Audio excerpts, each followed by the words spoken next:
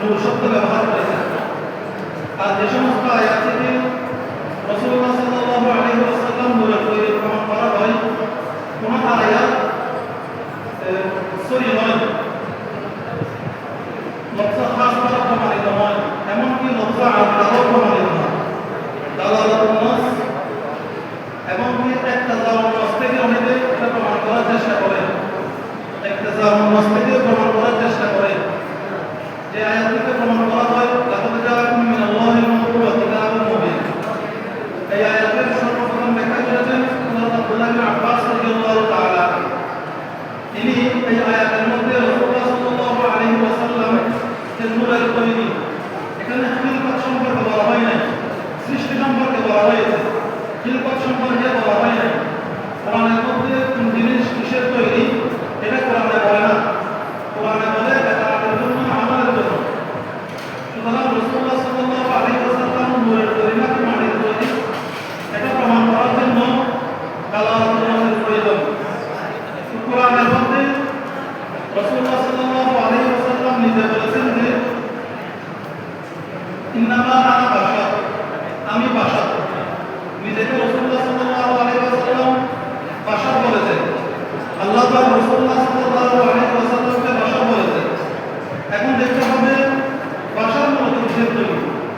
এটা আল্লাহ পাক স্পষ্ট বলেছেন যে ইন্নী খালিকুম বাশারাম মিন তিন, আল্লাহ বলেন আমি মাটি থেকে বাশার বানিয়েছি। এবং রাসূলুল্লাহ সাল্লাল্লাহু আলাইহি ওয়াসাল্লাম বলেন আমি একজন বাশার।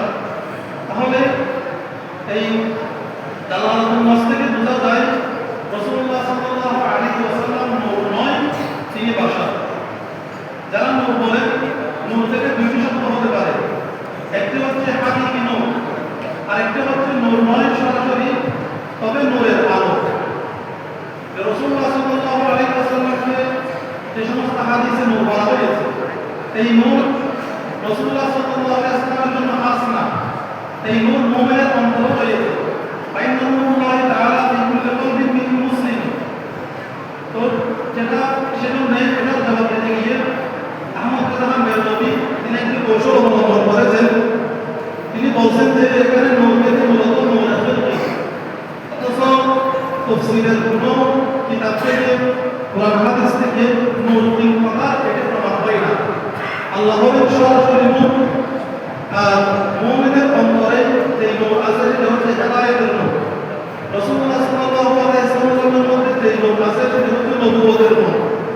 সুতরাং কোরআনের আয়াত থেকে দালালাতুন নাস থেকে প্রমাণ হয় রাসূলুল্লাহ সাল্লাল্লাহু আলাইহি ওয়াসাল্লাম তিনি সৃষ্টিগতভাবে নূরের তৈরি নয়, তিনি মাটির তৈরি।